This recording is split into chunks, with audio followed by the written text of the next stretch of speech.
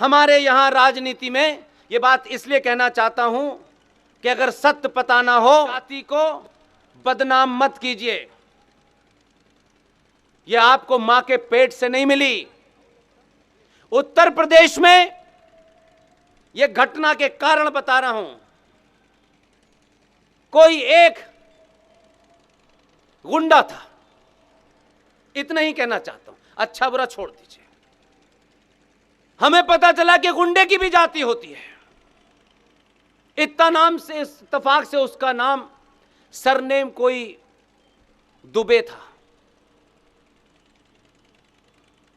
उसका इनकाउंटर हो गया।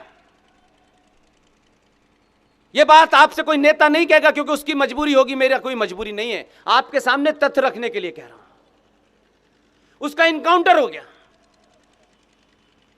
इनकाउंटर होने के बाद उत्तर प्रदेश में जब मैं गया तो एक नरेटिव क्रिएट किया गया कि साहब ये जो मुख्यमंत्री है ये ब्राह्मणों के खिलाफ है और इसने दुबे का इनकाउंटर किया है इसलिए क्योंकि वो कोई जो गुंडा था, बदमाश था, उसका सरनेम दुबे था। तो इस पे बवाल मचाया और कहा कि हम कमजोर कर देंगे। स्वार्थ देखिए, झूठ पे आधारित बात कह रहा हूं मैं। अगर ये सत्य पे कहते तो मैं साथ खड़ा होता उनके। किसी ने जानने की कोशिश नहीं की कि एक बदमाश, एक गुंडा, वो किसी जाति का, उसका सरनेम किसी का हो सकता है। कोई जाति से गुंडा पैदा नहीं होता और जाति से कोई भगवान पैदा नहीं होता। जाति निजी पहचान है। आप सोचिए कि जो लोग इस नैरेटिव को उत्तर प्रदेश के चुनाव में बताने उतर आए थे कि एक ब्राह्मण की हत्या कर दी इसने, योगी ने, उन्होंने यह नहीं बताया कि इसी दुबे ने 20 हत्याओं में से 16 ब्राह्मणों की हत्या की थी। यह नहीं बताया। यह तथ्य है, यह फैक्ट है। लेकिन मैं अपनी बात को आगे रखता हूं। परशुराम और रावण के किस्से को मैंने बताया, लेकिन उससे अगली पंक्ति मेरी यह है कि हमारे समाज में आज भी जो शख्स, जो परिवार, जो साधु, जो संत त्याग करता है, सब वैभव को छोड़ देता है, ऐशो आराम को छोड़ देता है, उस त्यागी की पूजा होती है हमारे यहां। हम त्याग करने वाले को बड़ा मानते हैं, पैसे वाले को नहीं मानते। इसलिए हमारे यहां टाटा बिरला की मूर्ति कभी नहीं लगी, त्यागियों की लगी है। और अपनी बात को आगे बढ़ाने के लिए कहता हूं, भगवान राम क्षत्रिय थे, लेकिन भगवान राम जब रावण का वध करते हैं, उस बुराई का वध करते हैं, तब भगवान राम एक ब्राह्मण का वध नहीं कर रहे, उस ब्राह्मण के अंदर आई हुई उस बुराई का वध करते हैं। तो उनके ऊपर भगवान राम पे कभी आरोप नहीं लगा कि भगवान राम ने एक ब्राह्मण का वध किया। आज तक इतिहास में कभी यह बात किसी ने नहीं कही। और जिस ब्राह्मण पे सवाल उठाए जाते हैं उसका चरित्र देखिए। वही ब्राह्मण जिस भगवान राम ने रावण रूपी एक आदमी का वध किया, वो इत्तेफाक से ब्राह्मण था।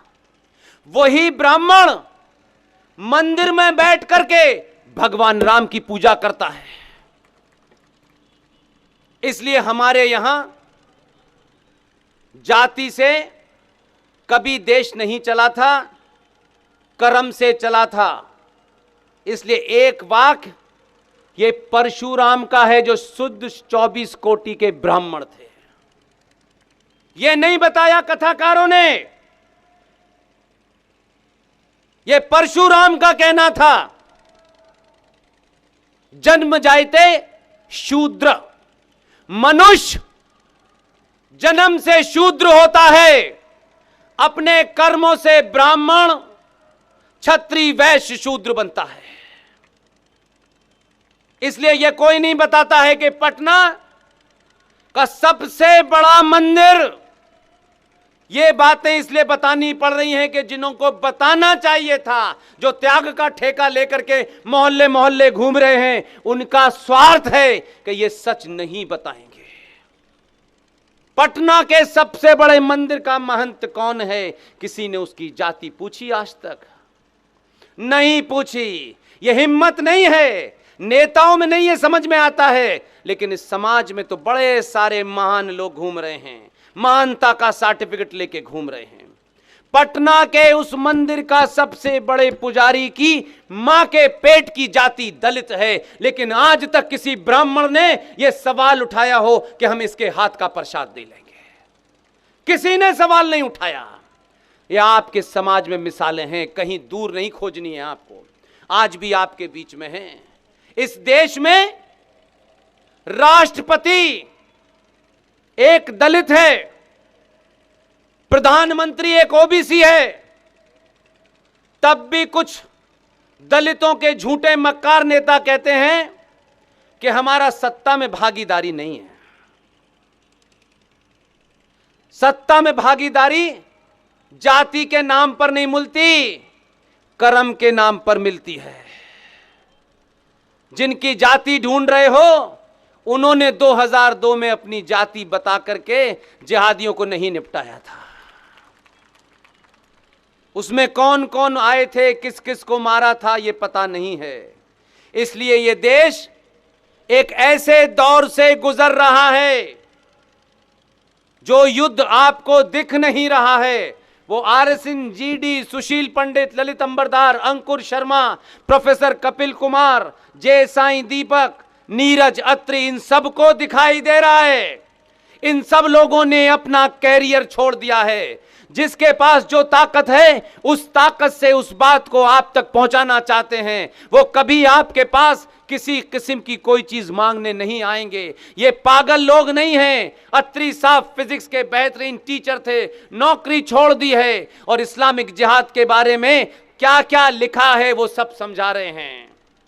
प्रोफेसर रंगनाथन, साउथ से चलने वाला आदमी, अंग्रेजी डिबेट पे जिहादियों के कपड़े उतार देता है।